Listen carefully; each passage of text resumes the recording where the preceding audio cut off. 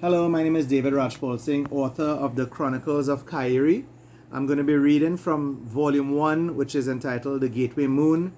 I'm planning a large, epic, sci-fi, fantasy, folklore series using the creatures of Trinidad and Tobago in a retelling, a sort of reimagination of their time, legends, relationships. I'm currently at work on Volume 2, so I'm going to read a bit from Volume 1, page 155. Papa Bois and Lagahu are in a conversation about something going on at the pitch lake, which is disturbing to them. I'm just going to follow in from here. Lagahu leaped onto the forest floor and joined the patriarch. He heard a scampering noise and a soft knock and realized the squirrels had taken off into the bushes, chirping away in search of their daily fare of berries, seeds, and nuts. While they walked, Papa whispered something and raised his head in time to see a duppy dangling in the air. "Fetch a Nancy. Tell him to meet me immediately at the silk cotton tree closest to my home." The duppy gave off a curt screech that sounded a bit like "okay" and then disappeared as Papa and Lagahu continued toward the green giant. "Anansi, you're in the mood for some trickery?" Lagahu asked half seriously. "I think we need to convince Yopi to come back to Trinidad. I know he swore never to step foot here ever again, but things have changed now. And if anyone can convince him to come back, well, it'll be Anansi. Yopi told me he did not want to see or touch the arrow ever again, Papa. After what happened, I don't blame him. Be that as it may, he is still the son of Totek, and whether he likes it or not, it is his father that removed his heart and placed it inside the arrow. We need to get the full story for how and why this happened. Find out what else Yopi can tell us, especially in regard to this new glowing. Who knows? With all this, he may very well get the chance to get his heart back now." The trunk of the silk cotton tree flared a soft white and light bluish hue the next instant, and out of the pleasant radiance sauntered a male creature that at first glance appeared to be a humongous spider.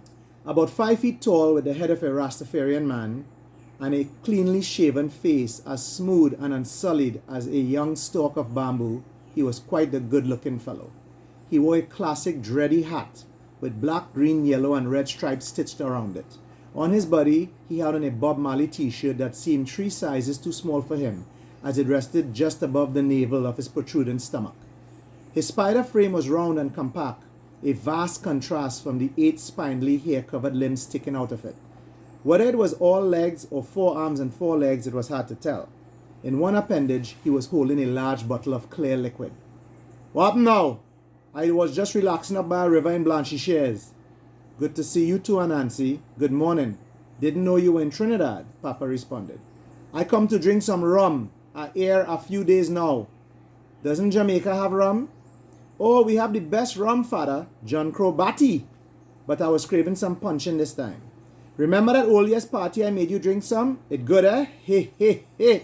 He took a mouthful of the strong liquor and sucked his lips, mildly burping as he exhaled.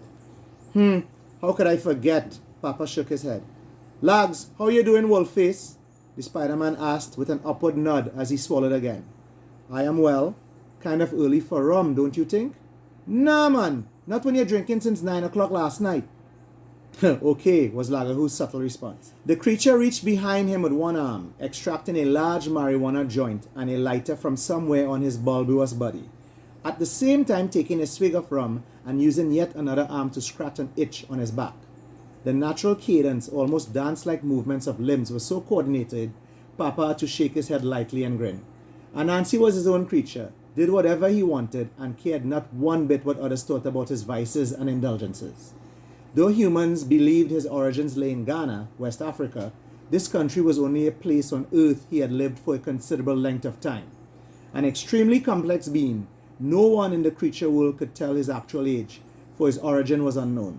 There were many rumors and theories abound, some stating he was as ancient as Jerry, or even more so, and hailed from a long line of gods and kings from that bygone era. Another story alleged that he was an illegitimate son of a lower god, born in secrecy inside a hidden valley of a series of mountains in a place modern-day humans call Mozambique, which interestingly was also the birthplace of Papa's father. The more egregious and certainly unbelievable rumor claimed Anansi was a being of light that came into existence in the radically far future. The light beamed its way to a jungle planet that was inhabited by a race of giant spiders and incarnated the king, taking possession of its body. While fleeing the planet from the enraged inhabitants, the spider creature got caught in a black hole, which not only propelled it into this realm, but into the extreme distant past as well. Owing to the unique nature of the light in the creature, which was still an absolute mystery today, this event spurred a causal loop that altered the space-time continuum in some profound way, eventually leading to the extraordinary circumstances that would directly create the very spider race itself in the far future, which curiously had already been in existence when the light initially beamed to the planet. Temporal paradoxes and quantum superposition aside, the Spider-Man was an enigmatic anomaly, more intriguing and intimately more powerful than most of the creatures in this realm.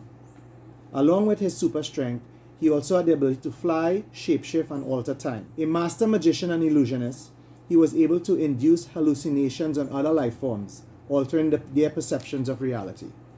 The list of his talents went on, and though he could be almost unstoppable if he chose to, he seldom used his higher powers.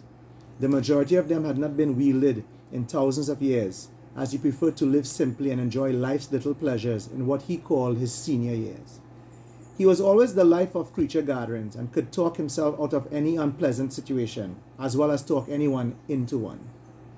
He loved humans, especially those from the Caribbean. Their culture, food, drinks, and socializing, and often mimicked their behavior.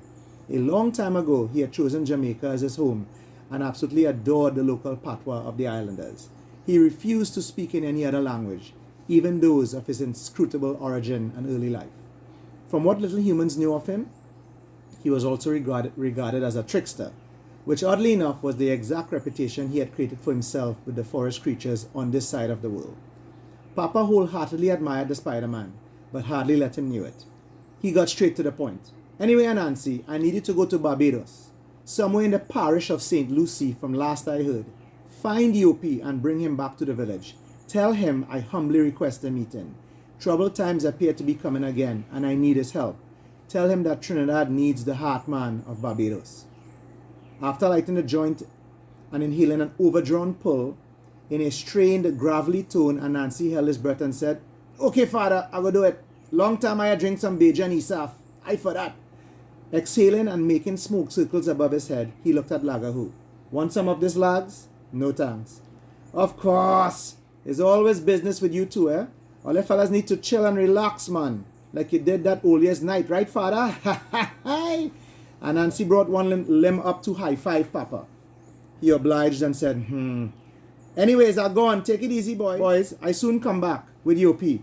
I hope the rasa they got my bumbleclot heart, you know. Oh, God, oi." "Just be cool, Anansi. Focus. I need you to get this done," Papa replied. "I go try. This punching hammer too nice." He laughed aloud again and then turned back to the tree. It started to glow once more. Looking at it, Anansi closed his eyes and visualized an exit.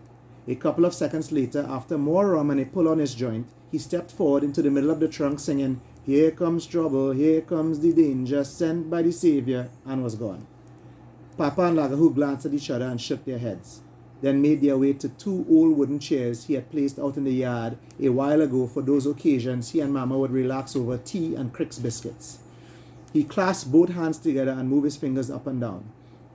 Staring into the trees, he sat in deep contemplation. A barred anstrike, a gloriously beautiful mottled black and white bird, flew in and landed on Papa's shoulder. It rubbed its beak affectionately in a circular motion in his hair. The spiky crest on its head, akin to a mohawk hairstyle, was standing erect and splayed in pure bliss. Some referred to the animal as a zebra bird because of its obvious black and white appearance. Papa turned his head and kissed his little friend gently. Black and white. Was this an omen? He thought. The bird flew away seconds later, chittering a song of satisfaction and excitement. "I can see that this is weighing heavily on your mind, Papa," Lagahu eventually said. Was Papa's response again, as he seemed lost in thought. He was reminded of his father and the things he used to tell him when he was growing up. Eventually, he said, "Well, let's get on with it then. Let's go see Mama, see if Oanis is awake. He will tell us what happened. You know how tough he is. I am not worried about him recovering, just how mad he's going to be when he does. Let's go before the two of them start at it again. Agreed, Lagahu responded, smiling for the first time this morning. Thinking about Mama and Juanes, Papa giggled softly. The ancient merman was much more than anyone knew, and arguably the most enigmatic of the creatures in this realm. Even though they had been good friends for an immensely long period of time, Papa himself was unaware of his origins and early life. They had never spoken of his past, but Papa was certain it had been something extraordinary.